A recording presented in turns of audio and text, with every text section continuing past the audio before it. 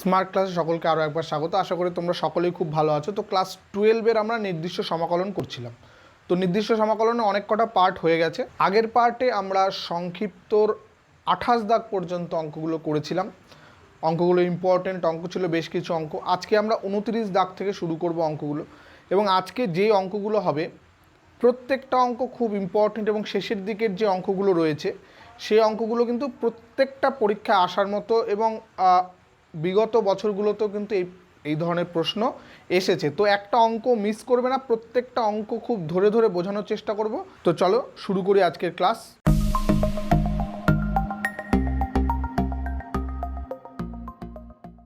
দেখো, problem number 29, তার এক দাগের অঙ্কটা আমরা করব। 0 to a cos inverse 1 - x² by 1 + x² dx। তো একটা জিনিস, আমাদের এখানে ত্রিকোণমিতিক যেহেতু ইনভার্স ফাংশন রয়েছে, ত্রিকোণমিতিক একটা জিনিস বা একটা সূত্রগুলোকে আমাদের একটুখানি রিকল করে রাখতে হবে। তো এই যে জায়গাটা রয়েছে, এই জায়গাটাকে একটুখানি যদি মনে করার চেষ্টা করো, একটা সূত্র ছিল যে 1 - tan² a by 1 + tan² a = cos 2a। এই সূত্রটা আমরা এখানে অ্যাপ্লাই করার চেষ্টা করব। কেন? কারণ এখানে যেহেতু cos ইনভার্স রয়েছে, এটাকে যদি আমরা cos a তে নিয়ে আসতে পারি, তাহলে cos ইনভার্সের সঙ্গে cos কেটে গিয়ে শুধুমাত্র অ্যাঙ্গেলটাই থেকে যাবে। তো তার জন্য কি করতে হবে, আমাদের এই x অংশটাকে tan a ধরতে হবে। তাহলে পুট tan থিটা = x বা x = tan থিটা। তাহলে এখান থেকে আমরা কি লিখতে পারি, যদি দুপাশে ডেরিভেটিভ করি, sec² theta d theta = dx। তো এই dx এর জায়গায় আমাদের sec² থিটা d থিটা চলে আসবে। তো আর কি কি চেঞ্জ হবে, তোমরা সবাই জানো যে লিমিটটাকেও আমাদের চেঞ্জ করতে হবে। তাহলে আমরা এখানে tan থিটা = x ধরেছি, তাহলে আমাদের লিমিটটা কি হবে, x আর থিটা কনভার্ট করতে হবে, x থেকে থিটাতে। x কি কি ছিল, 0 আর a, তাহলে এটা 0, এটা a। তাহলে যদি আমরা x এর জায়গায় 0 বসাই, তাহলে tan থিটা = 0, তাহলে থিটার ভ্যালু কত হবে, tan 0 ডিগ্রির ভ্যালু 0, তাহলে থিটার ভ্যালু হয়ে যাবে 0। কিন্তু যদি a বসাই, তাহলে থিটার ভ্যালু কী হবে, tan ইনভার্স a, কারণ আমরা এক্স্যাক্ট ভ্যালু তো জানি, তো tan ইনভার্স a।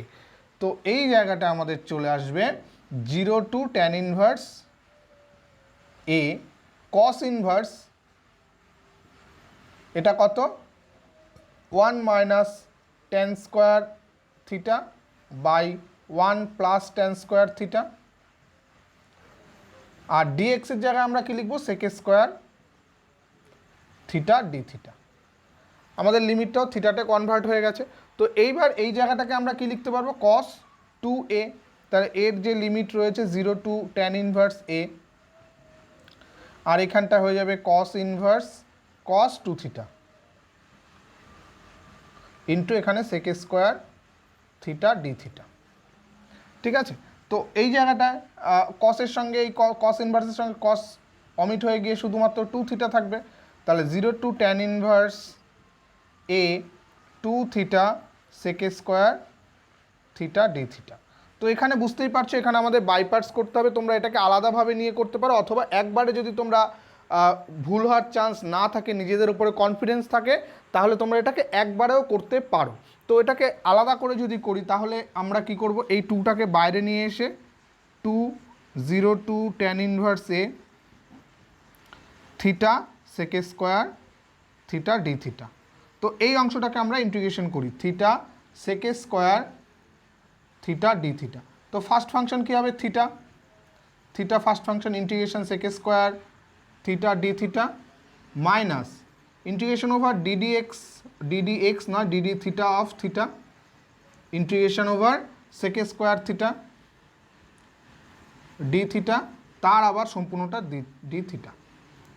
তো এখানে থিটা হয়ে গেল, sec² থিটার ইন্টিগ্রেশন কি, tan থিটা। ঠিক, তাই থিটা এটা হয়ে গেল tan থিটা মাইনাস এখানটা ডেরিভেটিভ করলে 1 হয়ে যাচ্ছে, আর এটা ইন্টিগ্রেশন করলে tan থিটা থাকছে, tan থিটা d থিটা, তার আবার ইন্টিগ্রেশন।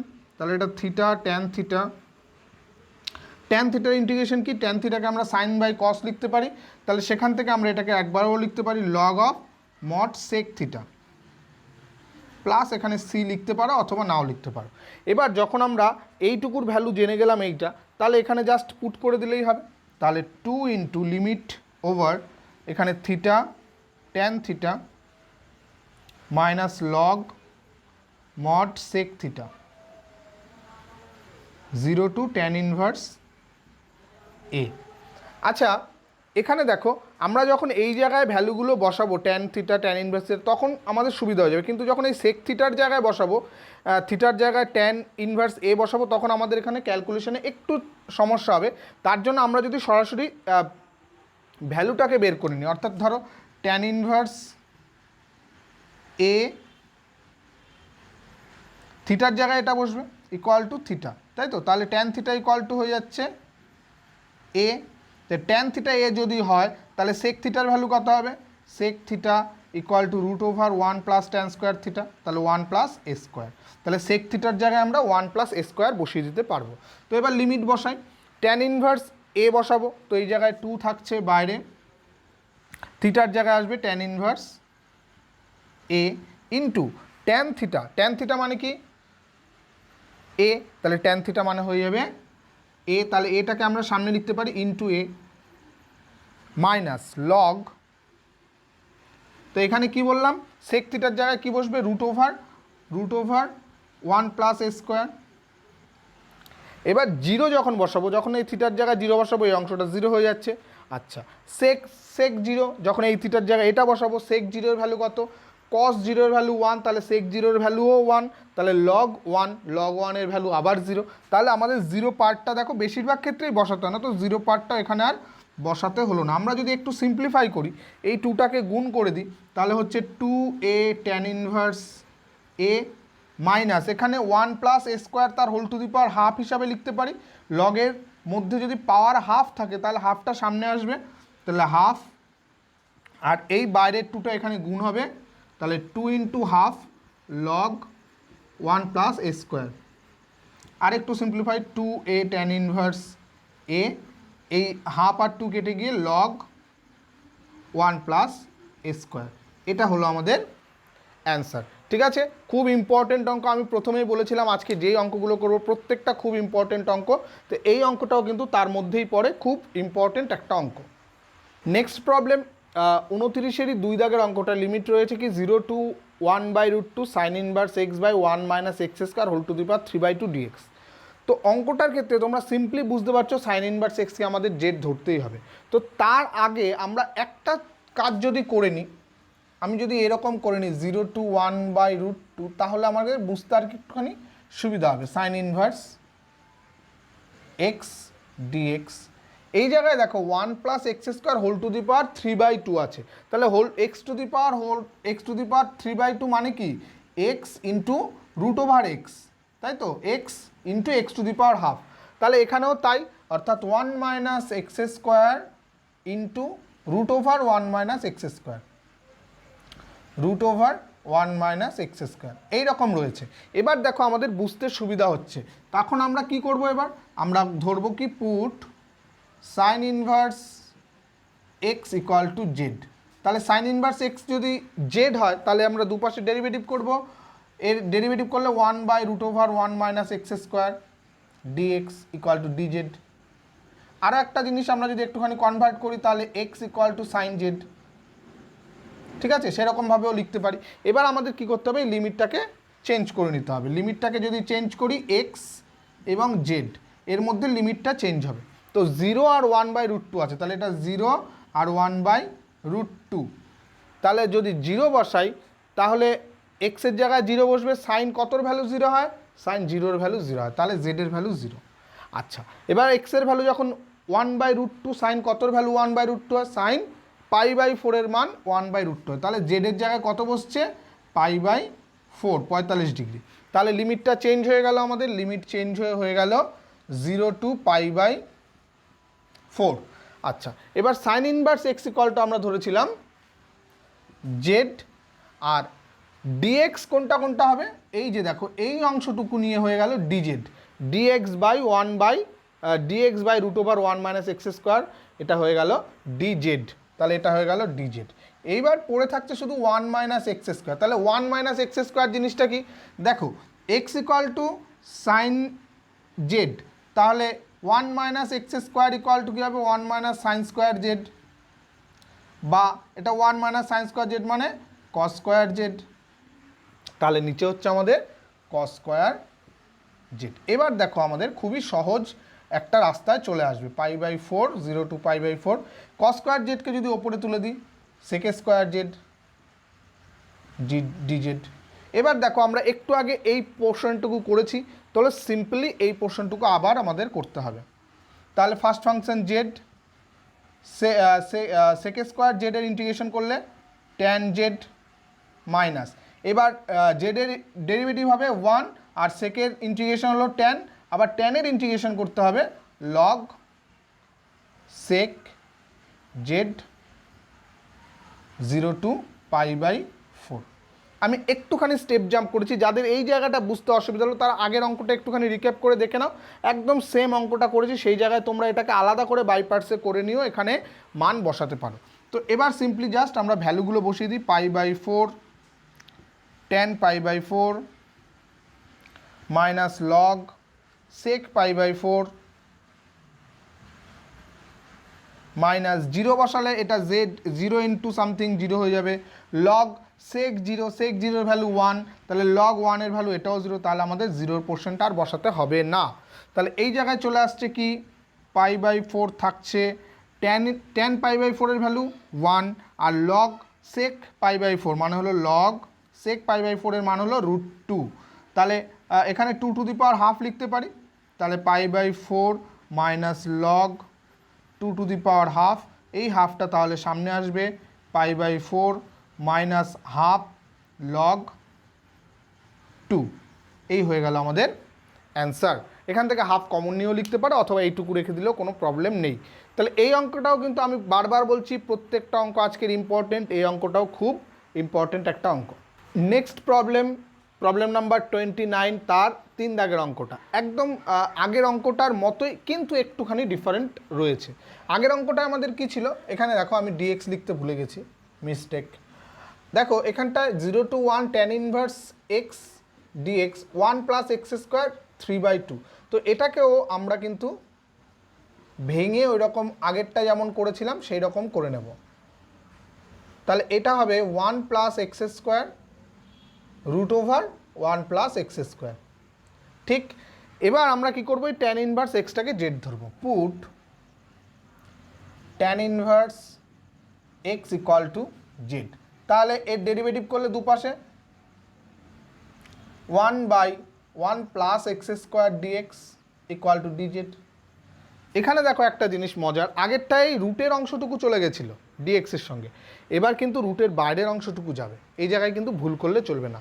তাহলে আমাদের এই অংশটাকেও চেঞ্জ করতে হবে। এইখান থেকে আমরা কি লিখতে পারি, ট্যান যদি ওপাশে চলে যায় x equal to tan z, তাহলে 1 plus x square equal to sec square z হবে, তাই তো, সেক স্কোয়ার জেড, তাহলে রুট করে দিলে শুধু সেক জেড হবে। আর লিমিটটাকেও আমাদের চেঞ্জ করতে হবে, তাহলে লিমিট চেঞ্জ করলে এক্স এবং জেডের মধ্যে লিমিট চেঞ্জ করব, লিমিট আছে 0 টু 1, তাহলে এক্সের ভ্যালু যদি 0 বসাই ট্যান 0-এর ভ্যালু 0, আর এক্সের ভ্যালু যদি 1 বসাই তাহলে π/4 এর ভ্যালু হলো 1, তাহলে এই লিমিটটা চেঞ্জ হয়ে গেল 0 to π/4। R tan inverse x আমরা ধরেছি জেড, এই ডিএক্সের সঙ্গে এবার এই অংশটুকু গেল, তাই তো, তাহলে এটা হয়ে গেল ডিজেড। আর 1 প্লাস এক্স স্কোয়ার মানে হলো সেক স্কোয়ার, যেহেতু রুটের মধ্যে আছে তাহলে শুধু সেক জেড। এবার সেক জেড ওপরে তুলে দিলে 0 to π/4 z cos Z d z. আবার আমাদের বাই পার্টস করতে হবে, তো বাই পার্টস করে নিই একটা, কারণ প্রত্যেকটাই যদি আমি স্টেপ জাম্প করি তাহলে তোমাদের আবার অনেকে স্টেপ জাম্প করলে আমাকে বলে স্যার স্টেপ জাম্প করবেন না, আমাদের বুঝতে একটু মাঝে মধ্যে অসুবিধা হয়। তো যাই হোক, আগেরটা একটু স্টেপ জাম্প করেছিলাম, এটা আমি করে দিচ্ছি। তো ফার্স্ট ফাংশন জেড, কসের integration cos Z minus first ফাংশনের derivative dd Z of Z integration cos Z dz, তার আবার ডিজেড। তাহলে এখানটা হচ্ছে জেড কসের ইন্টিগ্রেশন সাইন, তাহলে জেড সাইন জেড মাইনাস এখানটায় জেডের ডেরিভেটিভ 1 হয়ে যাচ্ছে, এর হচ্ছে সাইন জেড ডি জেড। তাহলে আরও একবার এর ইন্টিগ্রেশন করতে হবে, জেড সাইন জেড, সাইন জেডের ইন্টিগ্রেশন হলো মাইনাস কস জেড, তাহলে মাইনাস মাইনাস প্লাস হয়ে যাবে কস জেড, প্লাস সি তোমরা দিতেও পারো, না দিলেও কোনো সমস্যা নেই।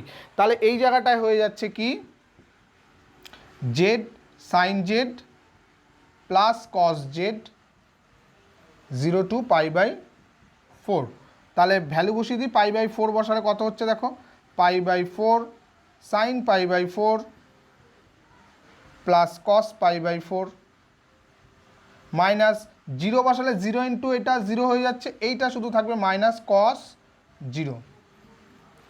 তাহলে π/4 এর ভ্যালু π/4 থাকলো, সাইন π/4 এর ভ্যালু কত 1/√2, কস π/4 এর ভ্যালু 1/√2 আর কস 0 এর ভ্যালু 1।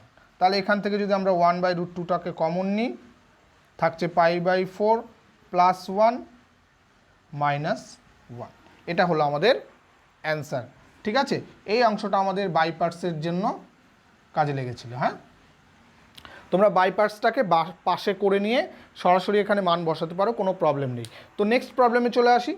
তুলনামূলকভাবে এই অঙ্কটা একটু সহজ, 30 দাগের একের অঙ্কটা দেখো, লিমিট কি বলেছে 1/π থেকে 2/π এবং 1/x² সাইন 1/x dx। তো সিম্পলি এখানে বুঝতেই পারছো যে এই 1/x এর এই অংশটাকে আমাদের জেড ধরতে হবে, কারণ কি 1/x-কে যদি আমরা ডেরিভেটিভ করি -1/x² আসে, আমরা এটাকে রিপ্লেস করতে পারবো।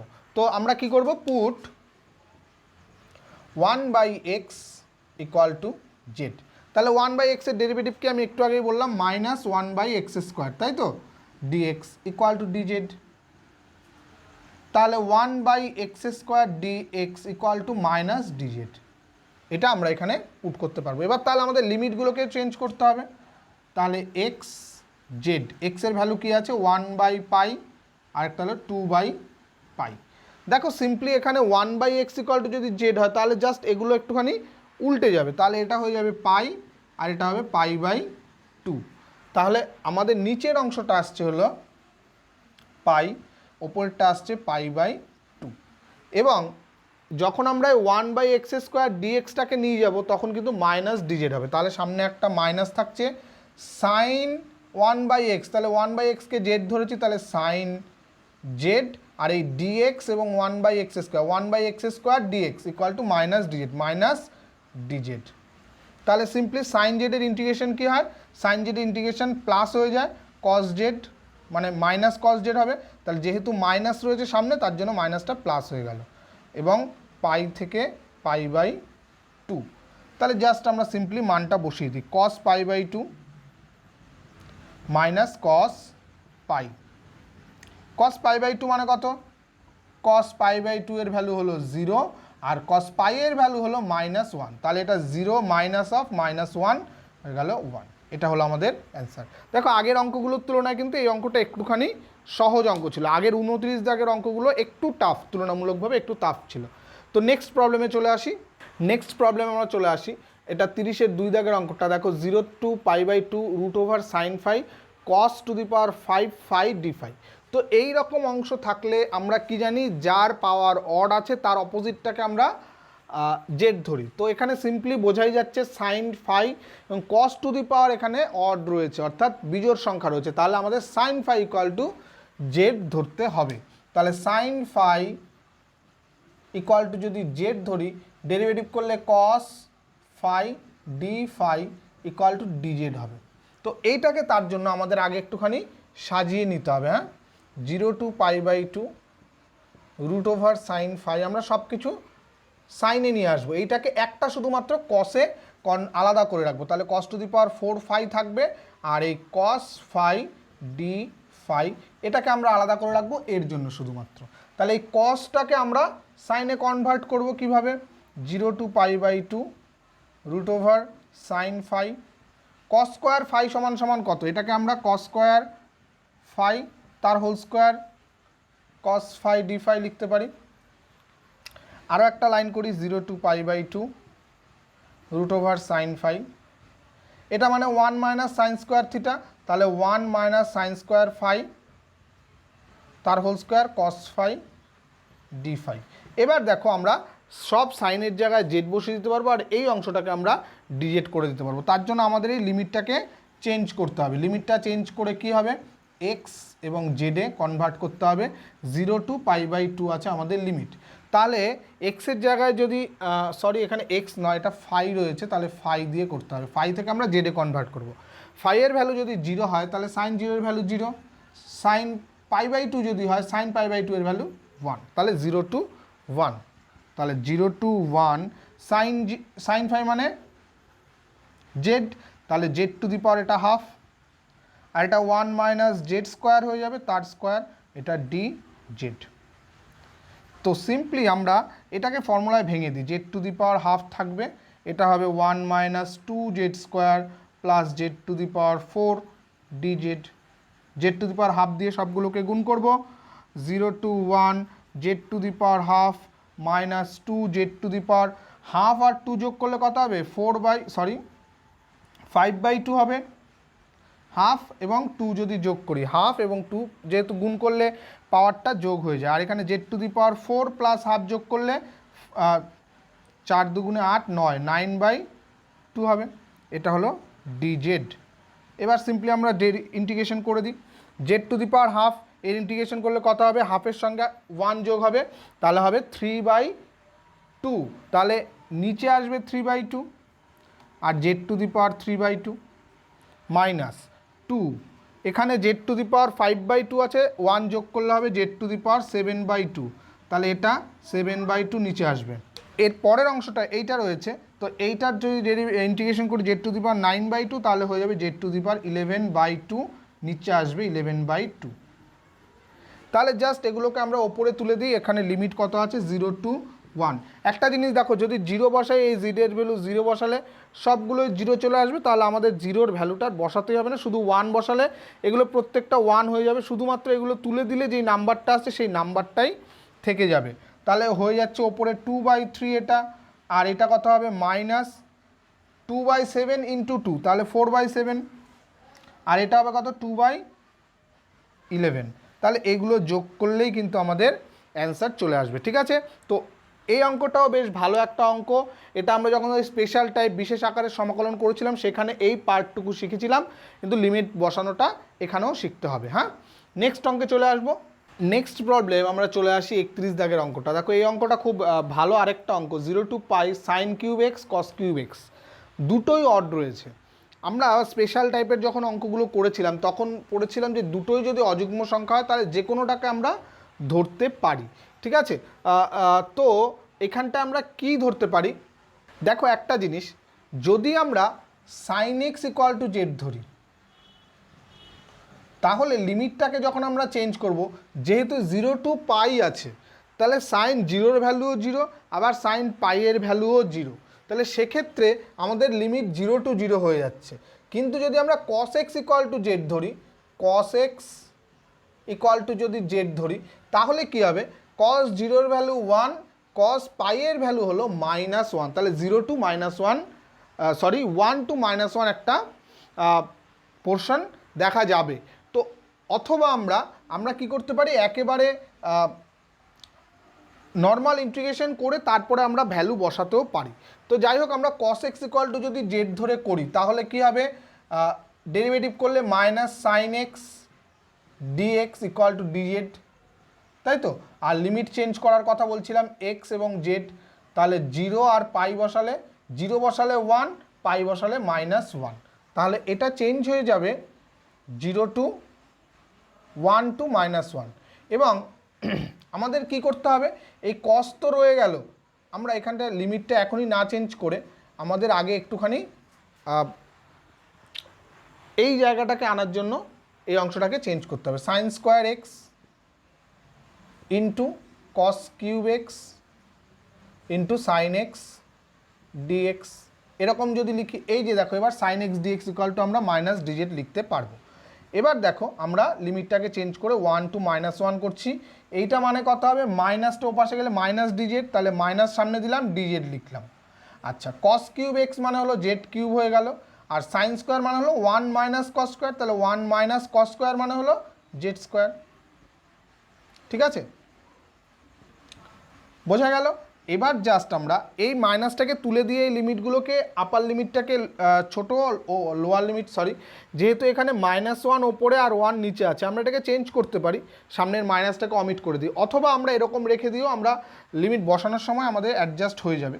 তো 1 to 1 এই x z to the power 1 to -1 z cube দিয়ে গুণ করে দিলে z cube minus z to the power 5 d z, integration করে দিই, তাহলে এটা হবে z to the power 4/4 minus z to the power 6/6, এটা 1 to -1।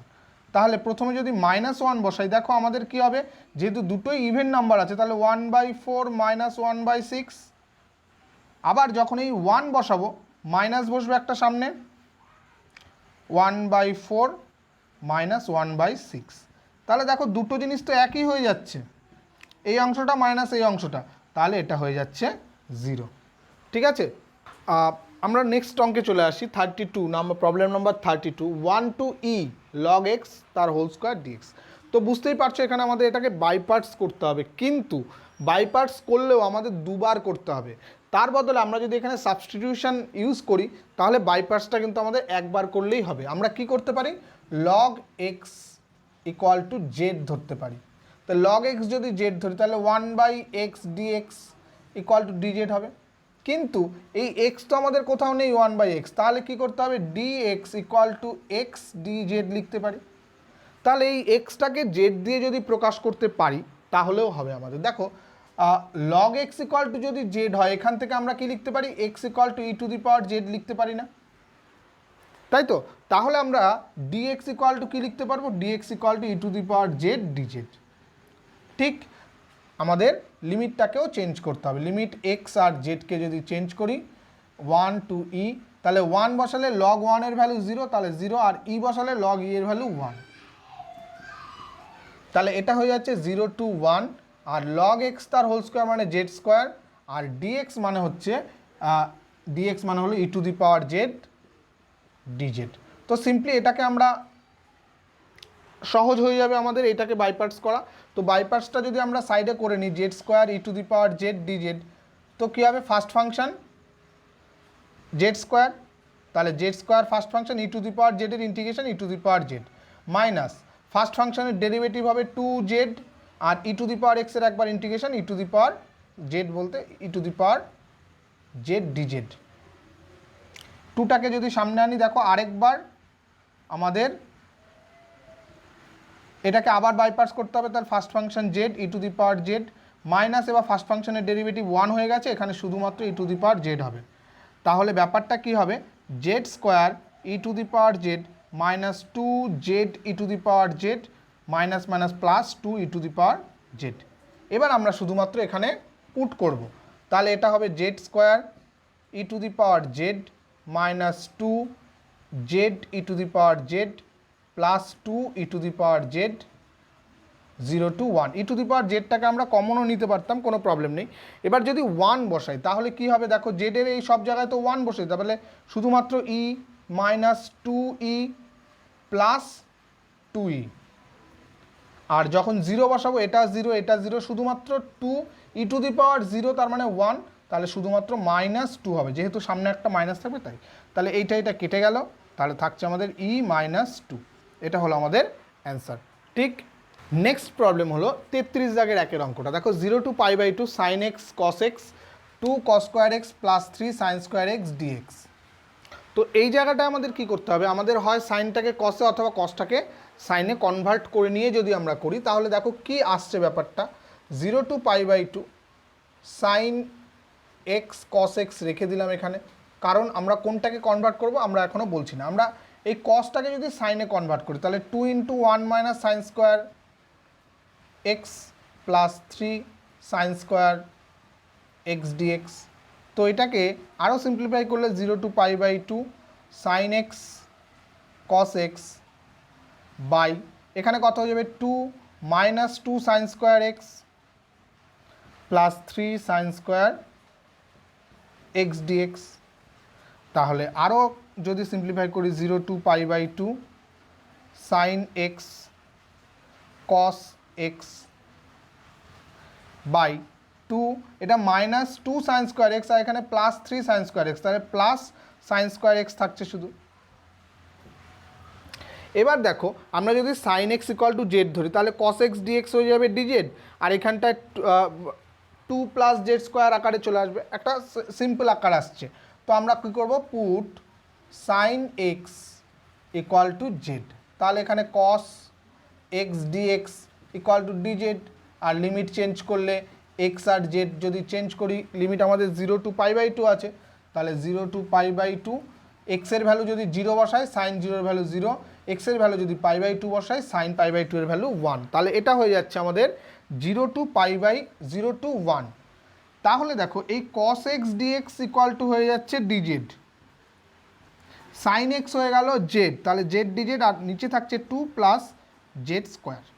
এবার সিম্পলি দেখো ওপরে যেহেতু জেড রয়েছে নিচে জেড স্কোয়ার রয়েছে, তাহলে এর ডেরিভেটিভ ওপরে আনা যাবে, জেড স্কোয়ারের ডেরিভেটিভ 2z হবে, তাহলে এখানে একটা 2 যদি আনতে পারি আমরা, তার জন্য আমাদের বাইরে একটা হাফ গুণ করলে 0 to 1 2 জেড ডিজেড লেখা যাবে, আর এখানে 2 প্লাস জেড স্কোয়ার।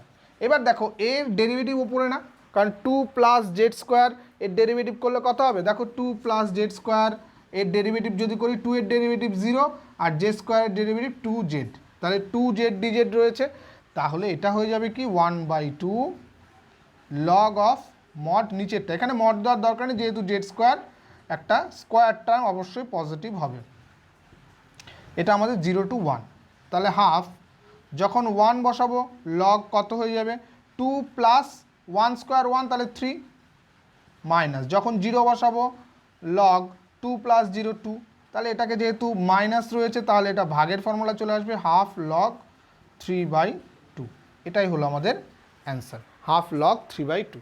ঠিক আছে, খুব ভালো আরেকটা অঙ্ক ছিল এটা। নেক্সট অঙ্কে চলে আসবো।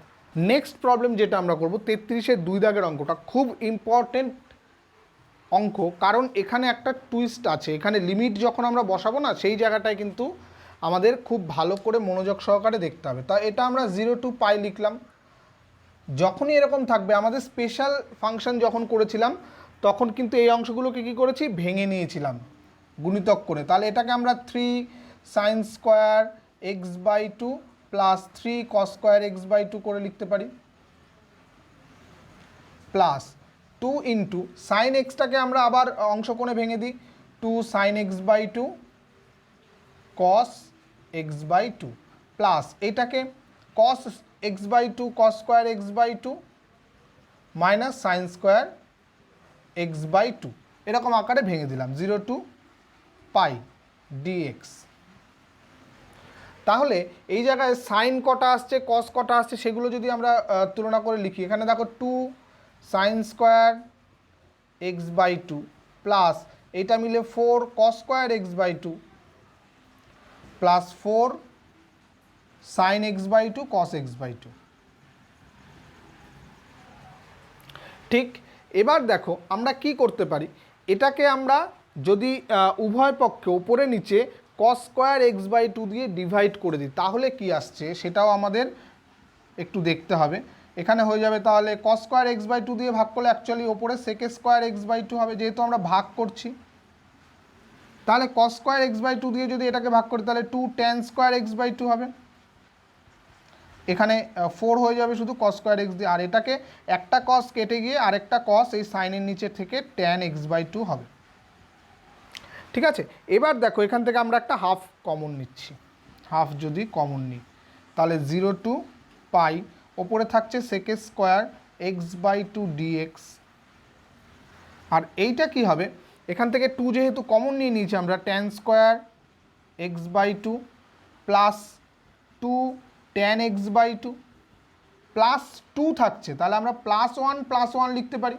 এবার এই অংশটুকু দেখো তো a square plus 2ab plus b square এই আকারে চলে আসছে, তাহলে সেই জায়গা থেকে আমরা লিখতে পারি, বাইরে আমাদের হাফ রয়েছে 0 to π, ওপরে সেক স্কোয়ার x/2 dx, নিচে তাহলে এই অংশটা হয়ে গেল ট্যান x/2 প্লাস 1 তার হোল স্কোয়ার প্লাস 1 স্কোয়ার লিখতে পারি। এইবার হলো আমাদের মেন জায়গাটা, আমরা এই অংশটাকে জেড যদি ধরি তাহলে কি আসবে দেখো, put tan x by two plus one equal to z. তাহলে এই অংশটার ডেরিভেটিভ হবে sec square x by two, sec square x by two into আবার এক্স বাই টু এর ডেরিভেটিভ হয়ে একটা হাফ আসবে ইকুয়াল টু ডিজেড ইন্টু এখানে একটা ডিএক্স হবে ডিজেড। তাহলে sec square x by two dx equal to two DZ.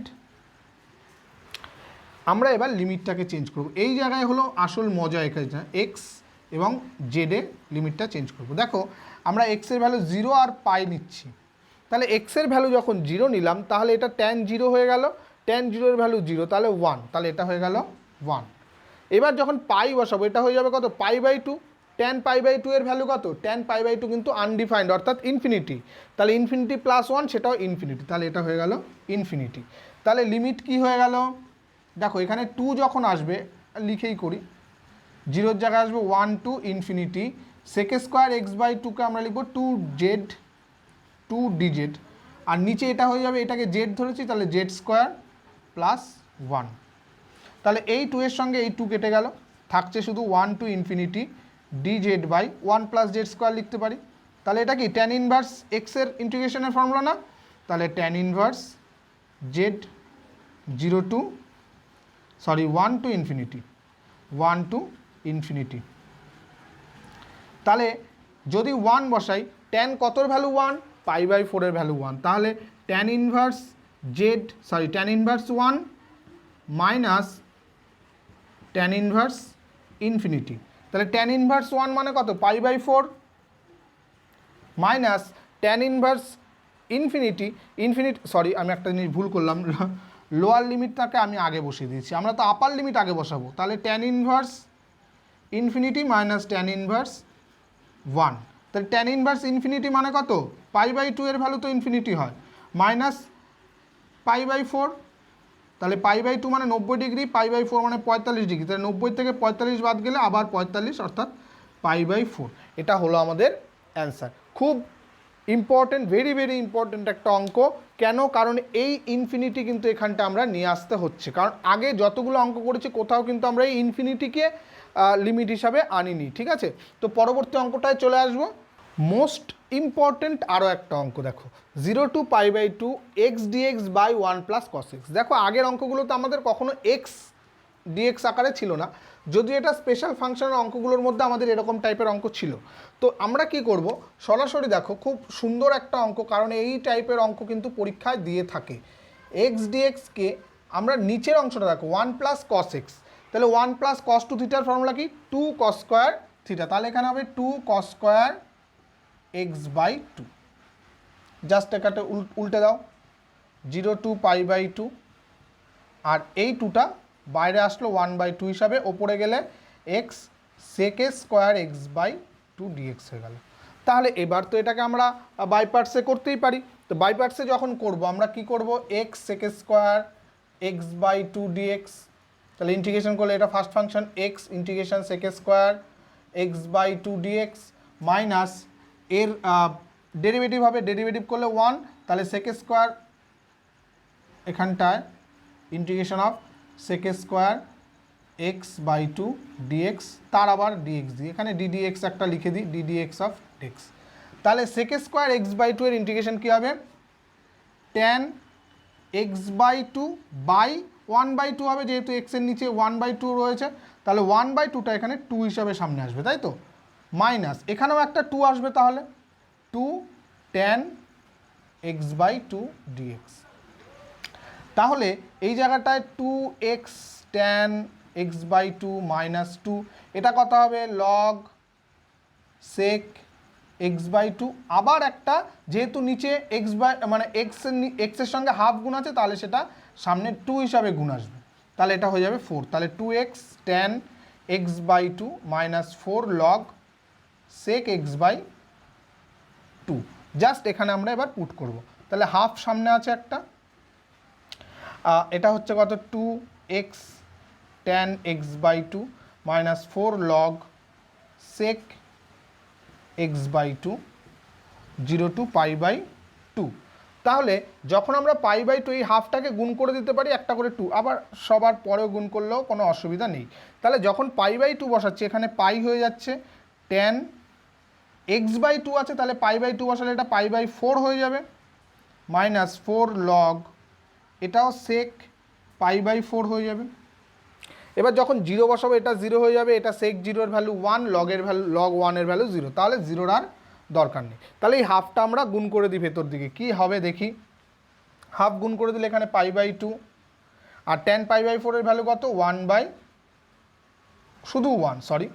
Minus এখানটায় 4 এর সঙ্গে এই হাফ গুণ হয়ে 2 হবে, আবার লগ সেক π/4 এর মান √2, তার জন্য আবার একটা সামনে হাফ আসবে, তাহলে সেটা π/2 মাইনাস লগ 2, এটা হবে আমাদের অ্যান্সার। ঠিক আছে, খুব ইম্পর্টেন্ট একটা অঙ্ক কিন্তু এই অঙ্কটা। ঠিক আছে, তো এই আজকের ভিডিওতে যেই অঙ্কগুলো হলো প্রত্যেকটা ভীষণ ভালো অঙ্ক, প্রত্যেকটা পরীক্ষা আসার মতো অঙ্ক, একটা অঙ্ক মিস করবে না, একদম প্রথম থেকে প্রত্যেকটা অঙ্ক ধরে ধরে তোমরা খাতায় করবে। কোনো রকম সমস্যা হলে আমার সঙ্গে কন্ট্যাক্ট করার চেষ্টা করবে, তোমাদের আমরা হেল্প করার চেষ্টা করব। তো আজকে এই পর্যন্তই থাকছে, খুব ভালো থাকবে, বেশি বেশি করে অঙ্ক করবে। Thank you.